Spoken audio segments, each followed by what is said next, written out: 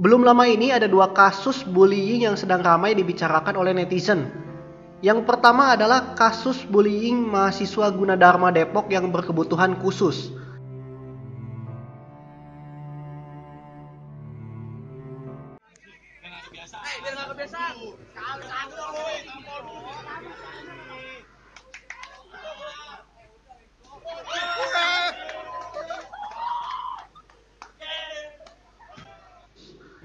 Sebuah video memperlihatkan aksi bullying terhadap seorang pemuda yang diduga berkebutuhan khusus bernama Farhan.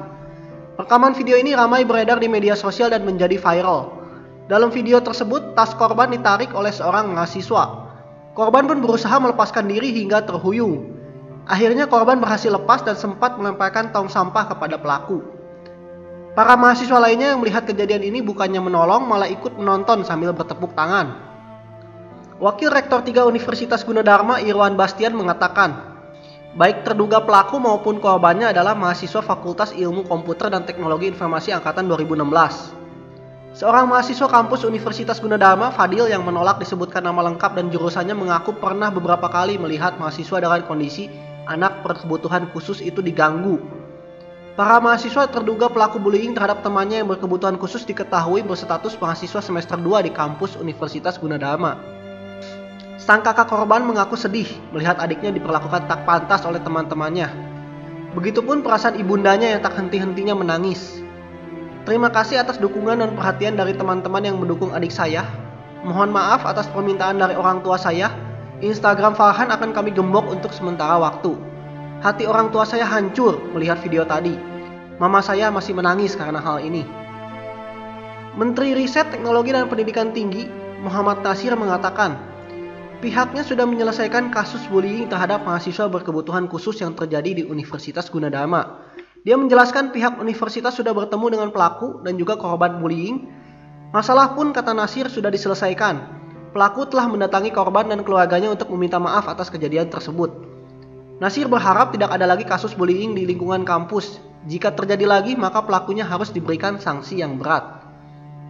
Direktur Jenderal Pembelajaran dan Kemahasiswaan, Intan Ahmad, turut menyesalkan kejadian tersebut. Intan menilai apa yang menimpa mahasiswa bernama Farhan itu merupakan pelanggaran HAM. Peristiwa itu sangat menyedihkan dan tidak boleh terjadi, apalagi terjadi terhadap mahasiswa berkebutuhan khusus yang bisa berdampak tidak baik secara fisik maupun mental.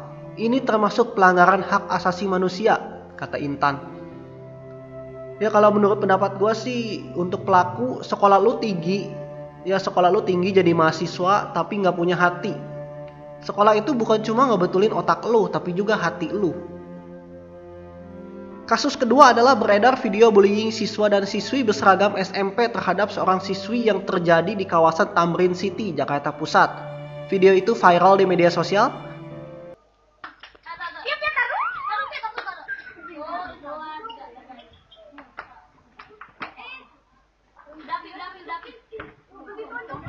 Udah bego. Apa sih tante maju. Tonjok aja bego. Udah. Tonjok kalau belum nonjok belum Caca. Sekarang gimana? Foto. Ibu bilang foto ya semua yuk. Bilang lagi. Bentar. Foto dong. Bentar. Oke deh. Tunjuk. Apa ini kan?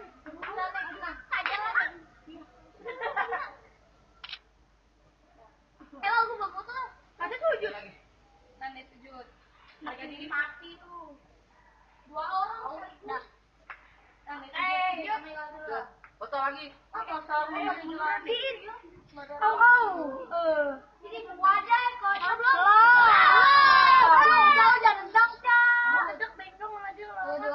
Belum deh. Kita gamis gue like. Iya, video udah. Taruh dong. 1, 2, 3, Insiden penganiayaan kepada SW umur 12 tahun, siswa kelas 6 SDN Kebon Kacang Tanah Abang di pusat perbelanjaan Tamrin City, berawal dari perselisihan antara korban dengan pelaku. Alasan pelaku melakukan bullying dan kekerasan adalah karena komentar yang ditulis korban di media sosial Facebook. Dia mengatai saya cengeng, Lalu saya jawab, kita buktikan siapa yang cengeng, katanya. Pelaku menantang korban untuk datang ke lantai 3 pusat perbelanjaan Tamrin City. Sesampainya di sana sejumlah orang sudah menunggu korban. Seorang diri korban dianiaya sejumlah orang. Selain menganiaya SW, para pelaku juga mendokumentasikan insiden tersebut. Lalu mereka sendiri yang menyebarluaskan video rekaman itu ke media sosial. Kepala Unit Reserse Kriminal Polsek Metro Tanah Abang, Komisaris Polisi Mustaqim mengatakan, para pelaku merasa bangga telah melakukan perbuatan tidak terpuji tersebut. Untuk mendalami kasus itu, aparat kepolisian akan memeriksa sebanyak 9 orang yang diduga melakukan bullying kepada SW. Kepala Dinas Pendidikan Wilayah 1 Jakarta Pusat Sujadi mengatakan pihaknya tengah memproses pengeluaran 9 siswa SD dan SMP di Jakarta Pusat terkait bullying di Tamrin City. Sudah diputuskan dikembalikan ke orang tuanya secepatnya minggu inilah, kata Sujadi. Kata Sujadi ditemui di SMPN 273 Jakarta. Sujadi mengatakan sanksi pengeluaran siswa itu sudah sesuai dengan tata tertib sekolah. Orang tua dari ke-9 siswa itu pun diakui Sujadi sudah menerima sanksi ini. Sudah ada pernyataan dari orang tua siap menerima apabila sanksi sudah diberikan oleh sekolah, katanya. Nah, kasus yang ini cuma karena dikatain cengeng sampai harus dibalas dengan menjambak, membanting, memukul. Gilanya direkam dan disebarluaskan ke media sosial. Pelaku merasa bangga pula melakukan hal itu. Makanya polisi sampai melibatkan psikolog untuk hal ini. Seluruh dunia mengampanyekan anti-bullying, tapi di belahan dunia manapun bullying itu masih tetap ada. Efeknya sangat berbahaya, baik fisik maupun mental. Bullying telah terbukti meningkatkan resiko gangguan mental, penyalahgunaan obat-obatan, dan usaha bunuh diri. Bullying baik secara verbal maupun fisik yang dilakukan oleh teman sebaya lain juga merupakan masalah global. Dilaporkan 1 dari 3 anak di 38 negara adalah korban bullying. Hal ini juga dapat memiliki efek buruk yang sama di masa dewasa. Karena dibully, ada yang terbiasa makan di WC karena tidak mau terkena bullying. Ada yang tidak mau masuk sekolah, pindah sekolah, bahkan banyak yang bunuh diri karena tidak tahan dibully. Meski tidak ada maksud untuk membunuh, bully dapat memberikan dorongan para korban untuk mengubah cara hidup, bahkan untuk mengakhiri hidupnya sendiri. Jadi jangan anggap sepele masalah ini. Dan buat kalian para pelaku bullying, kalian pasti merasa senang karena membuli orang. Merasa bangga, merasa kuat. Gua sih cuma ngomong satu hal saja.